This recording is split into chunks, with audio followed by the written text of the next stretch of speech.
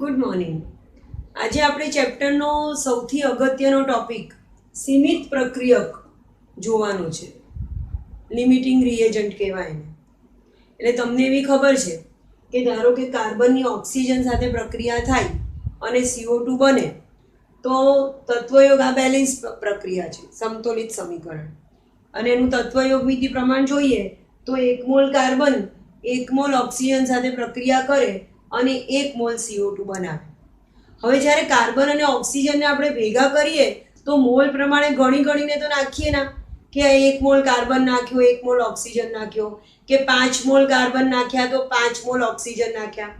આ રેશિયો પરથી તમને એવી ખબર પડે કે ધારો કે મારી પાસે 5 મોલ કાર્બન હોય તો સામે 5 મોલ ઓક્સિજન પ્રક્રિયા કરવા માટે જોઈએ અને 5 મોલ CO2 ના બને. એવી રીતે 100 મોલ કાર્બનના ધારો કે લેતી હોઉં તો ઓક્સિજનના સામે 100 મોલ વપરાય અને CO2 ના 100 મોલ બને. પણ ગણીને તો નમખાય ના. એટલે ઘણી વખત કેવું થાય કે કાર્બનના મોલ કરતાં ઓક્સિજનના મોલ ઘણા વધારે હોય અથવા ઓક્સિજનના મોલ ઓછા હોય અને કાર્બનના મોલ વધારે હોય. બંનેનો જેટલો રેશિયો જોઈએ એટલો જળવાય ના. તો ધારો કે મારી પાસે 5 મોલ કાર્બન છે અને 10 મોલ ઓક્સિજન છે, તો નિપજમાં મને 5 મોલ CO2 જ મળે. શબ્દોમાં કહું તો ઘણીવાર પ્રક્રિયકોનો જથ્થો પ્રક્રિયાની તત્વયોગ મિતિ પ્રમાણે નથી હોતો.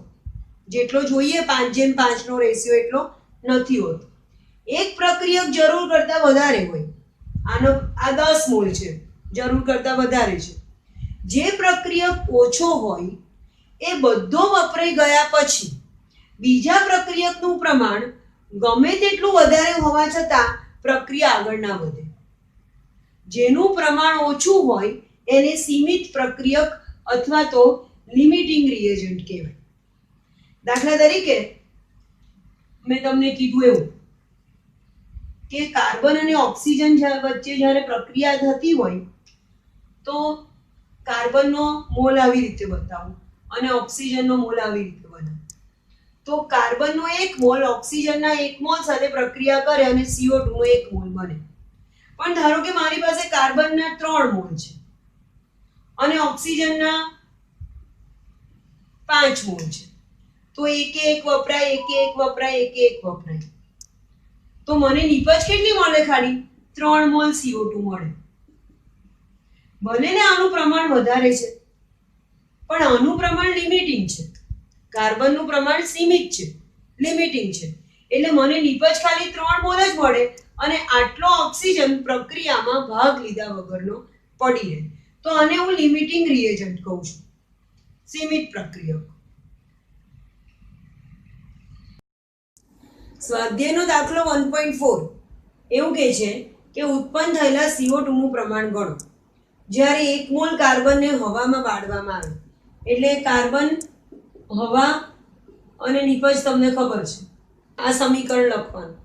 હવે તમને એવું કીધું છે કે આનો 1 મોલ જ્યારે હવામાં, એટલે હવા તમારી પાસે પૂરતી છે, જોઈએ એટલી છે, તો CO2 ના કેટલા મોલ બને? તો આના તો તમારે જોઈએ એટલા મોલ છે પણ વપરાય કેટલા? 1 મોલ સામે 1 મોલ ઓક્સિજન વપરાય અને નિપજના 1 મોલ બને. તો જવાબ આવશે તમારે કોઈ જ્યારે 1 મોલ કાર્બનને હવામાં બાળવામાં આવે તો 1 મોલ કાર્બન ડાયોક્સાઇડ બને. બીજો ક્વેશ્ચન એવો છે કે 1 મોલ કાર્બનને ફરીથી ઓક્સિજનમાં જ બાળવામાં આવે એટલે સમીકરણ આવું જ મળે, C+O2 gives CO2. આનો 1 મોલ અને એને ઓક્સિજનમાં બાળીએ એટલે CO2 મળે. પણ એવું કહે છે કે એને 16 ગ્રામ ઓક્સિજનમાં બાળવામાં આવે. તો હું પહેલા શું કરું છું? 16 ગ્રામ ઓક્સિજનના મોલ શોધી નાખું છું. મોલ બરાબર વજન છેદમાં અણુભાર. તો અહીંયા ઓક્સિજનનું આપેલું વજન 16 ગ્રામ છે અને ઓક્સિજનનો અણુભાર તમે શોધો તો 32 ગ્રામ પર મોલ આવે.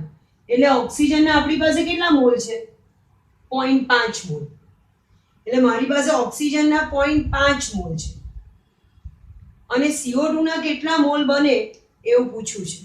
હવે શું જોવાનું કે આનો 1 મોલ આના 1 મોલ સાથે પ્રક્રિયા કરે તો આના 0.5 મોલ આના 0.5 મોલ સાથે જ પ્રક્રિયા કરે. બંનેના કેટલા મોલ વપરાય? 0.5 મોલ, આના પણ 0.5 મોલ વપરાય અને આના પણ 0.5 મોલ વપરાય. એકે એક વપરાય તો 0.5 એ 0.5 વપરાય અને 0.5 મોલ કાર્બન પડી રહે, પ્રક્રિયામાં ભાગ ના લે. તો અહીંયા ઓક્સિજનને શું કહેવાય? સીમિત પ્રક્રિયક.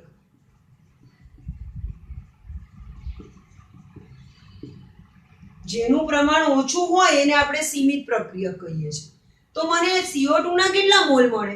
આના 0.5 છે, આના 0.5 વપરાય તો CO2 ના પણ કેટલા મને મળે? 0.5 મોલ બને. આવી રીતે જવાબ આવે. ત્રીજો ક્વેશ્ચન એવું પૂછે છે કે 2 મોલ કાર્બનને 16 ગ્રામ ઓક્સિજન સાથે બાળવામાં આવે છે. એનો જ ત્રીજો ક્વેશ્ચન એવો છે કે 2 મોલ કાર્બનને 16 ગ્રામ ઓક્સિજન સાથે બાળતા CO2 ના કેટલા જથ્થો મળે કે કેટલા મોલ મળે? તો ફરીથી કાર્બનનું સમીકરણ તો C+O2 gives CO2. કાર્બનને ઓક્સિજનમાં બાળી એટલે CO2 બને. તત્વયોગ મિતિ પ્રમાણે એવું કહે છે કે આનો 1 મોલ જો વપરાતો હોય તો આનો 1 મોલ જોઈએ અને આનો 1 મોલ બને. આટલો રેશિયો હોવો જોઈએ. પણ મારે પહેલા સીમિત પ્રક્રિયક શોધવો પડે, લિમિટિંગ રિએજન્ટ. તો મને એવું કહે છે કે મારી પાસે 2 મોલ કાર્બન છે, તો કાર્બનના 2 મોલ છે અને 16 ગ્રામ ઓક્સિજન છે. એટલે ઓક્સિજનના મોલ શોધું ફરીથી. તો એનું 16 ગ્રામ વજન અને એનું 32 ગ્રામ પર મોલ એનો અણુભાર. તો 0.5 મોલ ઓક્સિજન છે મારી પાસે. અને તો CO2 ના કેટલા મોલ બને? તો સિમ્પલ, આના એકે આનો એક બંનેના સરખા મોલ જોઈએ છે. તો આમાંથી ઓછું કોણ છે? 0.5. તો આના 0.5 છે, આના વપરાય કેટલા? 0.5 મોલ વપરાય. એકે એક વપરાય તો 0.5 એ 0.5 વપરાય. ભલે ને કાર્બન બધો બહુ છે, 1.5 મોલ કાર્બન પ્રક્રિયામાં પડી રહેશે, ભાગ નહીં લે, કોઈ નિપજ. આ નકામો છે, એ કઈ કામમાં નથી આવે. કેમ? કારણ કે આ લિમિટિંગ રિએજન્ટ છે, સીમિત પ્રક્રિયક છે. આના 0.5 મોલ સામે આના 0.5 મોલ વપરાય અને આના 0.5 મોલ બને. તો અહીંયા પણ જવાબ CO2 ના કેટલા મોલ બને? તો 0.5 મોલ CO2 બને. ધારો કે આપણી પાસે એવો ક્વેશ્ચન છે કે 28 ગ્રામ નાઇટ્રોજન અને 6 ગ્રામ હાઇડ્રોજન જોડાય તો એમોનિયાનું કેટલું વજન મળે? તો આપણે એને કેવી રીતે સોલ્વ કરીએ?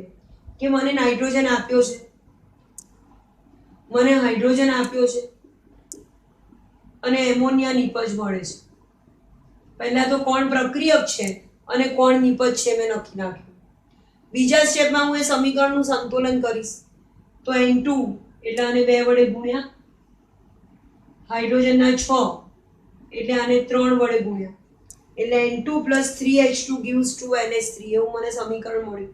એટલે મને તત્વયોગ મિતિ પ્રમાણ ખબર પડે કે નાઇટ્રોજનનો 1 મોલ હાઇડ્રોજનના 3 મોલ સાથે પ્રક્રિયા કરે તો એમોનિયાના 2 મોલ બનાવે, એવી મને ખબર પડી. હવે મને અહીંયા એવું કીધું છે કે 28 ગ્રામ નાઇટ્રોજન અને 6 ગ્રામ હાઇડ્રોજન છે. તો હું પહેલા શું કરું છું? નાઇટ્રોજનના મોલ શોધી નાખું છું. મોલ એટલે નાઇટ્રોજનનું વજન છેદમાં નાઇટ્રોજનનો અણુભાર. નાઇટ્રોજનનું કેટલું વજન આપ્યું છે? 28 ગ્રામ. અને નાઇટ્રોજનનો પરમાણુ ભાર 14 ગ્રામ પર મોલ છે. એટલે N2 નાઇટ્રોજનનો અણુભાર પણ થશે 28 ગ્રામ પર મોલ. તો મને નાઇટ્રોજનના કેટલા મોલ આપ્યા છે? 1 મોલ. હાઇડ્રોજનનું મારી પાસે કેટલું વજન છે? 6 ગ્રામ. તો હાઇડ્રોજનના મોલ બરાબર હાઇડ્રોજનનું વજન છેદમાં હાઇડ્રોજનનો અણુભાર. 6 ગ્રામ વજન આપ્યું છે અને હાઇડ્રોજનનો પરમાણુ ભાર 1 ગ્રામ પર મોલ છે. એટલે H2 નો અણુભાર થશે 2 ગ્રામ પર મોલ. એટલે એનો અણુભાર 2 ગ્રામ પર મોલ. તો મને મળ્યા 3 મોલ. મને શું આપ્યું છે અહીંયા? 1 મોલ નાઇટ્રોજન અને 3 મોલ હાઇડ્રોજન જોડાય છે. વજનને બદલે મોલ શોધું તો મને 1 મોલ નાઇટ્રોજન 3 મોલ હાઇડ્રોજન સાથે જોડાય છે. તો એમોનિયાના કેટલા મોલ મળે? તો 2 મોલ. અને એને બદલે એવું પૂછવું હોય છે કે એમોનિયાનું વજન કેટલું મળે? તો તમે વજન બરાબર મોલ ગુણ્યા અણુભાર સૂત્ર મૂકો છો. વજન બરાબર મોલ ગુણ્યા અણુભાર. મોલ બરાબર વજન છેદમાં અણુભાર. વજન બરાબર મોલ ગુણ્યા અણુભાર. કેટલા મોલ મળે? 2. કોનો અણુભાર? એમોનિયાનો. એમોનિયાનો અણુભાર એટલે 1 ઇન્ટુ નાઇટ્રોજનનો પરમાણુ ભાર 14 ગ્રામ પર મોલ પ્લસ 3 ઇન્ટુ હાઇડ્રોજનનો પરમાણુ ભાર 1 ગ્રામ પર મોલ. એટલે એમોનિયાનો અણુભાર મળે 17 ગ્રામ પર મોલ. તો અહીંયા એને 17 વડે ગુણી નાખું તો 34 ગ્રામ. તો મને અહીંયા કેટલું વજન મળે એમોનિયાનું? 34 ગ્રામ. આવી રીતે દાખલો ગણી શકો. સીમિત પ્રક્રિયક હવે તમે સમજો છો કે એકે એક જોડવાનો હોય અને ધારો કે એકના મારી પાસે 5 અણુ હોય અને બીજાનો એક જ અણુ હોય તો જેનો એક જ અણુ છે એને હું સીમિત પ્રક્રિયક કહું છું. અને એના એકે પેલો એક જ જોડાય, બાકીના 4 પ્રક્રિયા કર્યા વગરના બાકી રહે. એવી રીતે આપણે આગળ ગણતરી કરવાની. તો એવો એક દાખલો તમને કોયડો 1.5 માં આપ્યો છે. બહુ સરસ દાખલો છે. એવું કહે છે કે 50 કિલોગ્રામ નાઇટ્રોજન 10 કિલોગ્રામ હાઇડ્રોજન એને એમોનિયા મેળવવા મિશ્ર કરવામાં આવ્યા તો ઉત્પન્ન થયેલા એમોનિયાની ગણતરી કરો. એટલે બેઝિકલી શું કર્યું કે નાઇટ્રોજન અને હાઇડ્રોજનને ભેગા કર્યા અને એમોનિયા બનાવ્યો, જે હમણાં આપણે જોયું. એટલે સમીકરણ લખીશ N2 H2 gives NH3. પહેલું સ્ટેપ. બીજા સ્ટેપમાં સમતોલન કરીશ એટલે મને મળશે N2 3H2 gives 2NH3. એટલે તમને તત્વયોગમિતિ પ્રમાણ ખબર છે કે આનો 1 મોલ આના 3 મોલ સાથે પ્રક્રિયા કરે અને આના 2 મોલ બનાવે. એટલે જ્યારે 2 જોડવાનું હોય તો નાઇટ્રોજનનો 1 જ મોલ જોઈએ અને સામે એના કરતા હાઇડ્રોજનના 3 ગણા વધારે મોલ જોઈએ અને તો એમોનિયાના 2 મોલ બને. આવી રીતે બંધન થાય. હવે હું પહેલા શું કરું છું? આના પહેલાના દાખલામાં મેં કર્યું એવું. પહેલા તો નાઇટ્રોજનનું તમને વજન આપ્યું છે 50 કિલોગ્રામ. તો 50 કિલોગ્રામ નાઇટ્રોજનના મોલ શોધી નાખું છું. એટલે મોલ બરાબર વજન છેદમાં અણુભાર. તો 50 કિલોગ્રામ એટલે 50,000 ગ્રામ થાય. 1 કિલોગ્રામ એટલે 1000 ગ્રામ પ્રમાણે. અને એને અણુભાર નાઇટ્રોજનના અણુભાર વડે ભાગી નાખીશ એટલે મારી પાસે નાઇટ્રોજનના મોલ છે 1786 મોલ. ફરીથી હવે મારી પાસે 10 કિલોગ્રામ હાઇડ્રોજન છે તો હાઇડ્રોજનના મોલ શોધી નાખીશ એટલે મોલ બરાબર વજન છેદમાં અણુભાર. 10 કિલોગ્રામને ગ્રામમાં ફેરવ્યા 10,000 અને છેદમાં હાઇડ્રોજનનો એક્ઝેક્ટ અણુભાર લખું છું 2.016 ગ્રામ પર મોલ. તમે 2 ગ્રામ પર મોલ લખો તો પણ ચાલે. તો એક્ઝેક્ટ એનું વેલ્યુ મૂકી અણુભારની 2.016 ગ્રામ તો મને હાઇડ્રોજનના મોલ મળ્યા 4960 મોલ. આટલા મોલ હાઇડ્રોજનના મળ્યા. હવે મારી પાસે જો 1786 મોલ નાઇટ્રોજનના હોય, 1 મોલ નાઇટ્રોજનનો હોય તો એના કરતા 3 ગણા હાઇડ્રોજનના મોલ વપરાય. તો હું શું ગણતરી કરું છું કે જો મારી પાસે 1786 નાઇટ્રોજન હોય તો હાઇડ્રોજનના કેટલા મોલ જોઈએ? તો 1 મોલ નાઇટ્રોજને 3 મોલ હાઇડ્રોજન જોઈએ. તો 1786 એ કેટલા? તો મારે જોઈએ ખરેખર 5360 મોલ હાઇડ્રોજનના. તો બધો નાઇટ્રોજન બધો હાઇડ્રોજન બધું વપરાય અને નિપજ મળે. પણ આપણી પાસે તો ખાલી 4960 મોલ જ છે. જોઈએ એના કરતા હાઇડ્રોજનના મોલ કેવા છે? ઓછા છે. એટલે અહીંયા હાઇડ્રોજન શું કહેવાય? સીમિત પ્રક્રિયક. એટલે મારી પાસે નાઇટ્રોજન ભલે ને ગમે તેટલો વધારે છે પણ મને નિપજ કોના પ્રમાણે મળશે? 5360 મોલ હાઇડ્રોજન પ્રમાણે નિપજ મળશે. બાકીનો નાઇટ્રોજન પડી રહેશે. તો હવે હું એવું શોધું છું કે એમોનિયાના કેટલા મોલ બનશે. તો હું શું કરું છું? આગળ ત્રિરાશી મૂકું છું કે જો મારી પાસે 3 મોલ હાઇડ્રોજન હોય તો 2 મોલ એમોનિયા બને.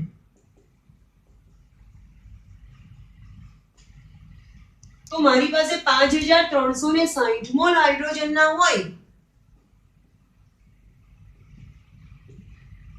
તો એમોનિયાના કેટલા મોલ બને? સિમ્પલ ત્રિરાશિ. આટલાએ આટલા તો આટલાએ કેટલા? 3 મોલ હાઇડ્રોજન એ 2 મોલ એમોનિયા બને. તો 5360 મોલ હાઇડ્રોજન હોય તો કેટલા મોલ એમોનિયા બને? તો 5360 ગુણ્યા 2 ભાગ્યા 3 તમે કરશો તો 3300 મોલ એમોનિયા મળશે. તમને એમોનિયાનો છેલ્લો જવાબ શું આવ્યો? તમને એમોનિયાના મોલ કેટલા મળ્યા? 3300. પણ ધારો કે તમને એમોનિયાનું વજન પૂછ્યું છે કે કેટલા ગ્રામ એમોનિયા મળે, તો ફરીથી વજન બરાબર મોલ ગુણ્યા અણુભાર, એટલે 3300 મોલ ગુણ્યા એમોનિયાનો અણુભાર શોધશો તો 17 ગ્રામ પર મોલ આવશે. એટલે 3300 ગુણ્યા 17 કરશો તો 56100 ગ્રામ, આટલા ગ્રામ એમોનિયા બને, અથવા તો 56.1 કિલોગ્રામ, જે લખો એ. આ તમારો જવાબ. આવી રીતે દાખલો ગણો છો. બીજા પ્રેક્ટિસના દાખલા તમને આગળ આપીશ. ત્યાં સુધી આ દાખલો વ્યવસ્થિત સમજો, કેવી રીતે ગણ્યો છે. એ દાખલો 2 વાર ગણો એટલે તમને વ્યવસ્થિત ખબર પડે કે ગણતરી કેવી રીતે કરવાની છે. Thank you.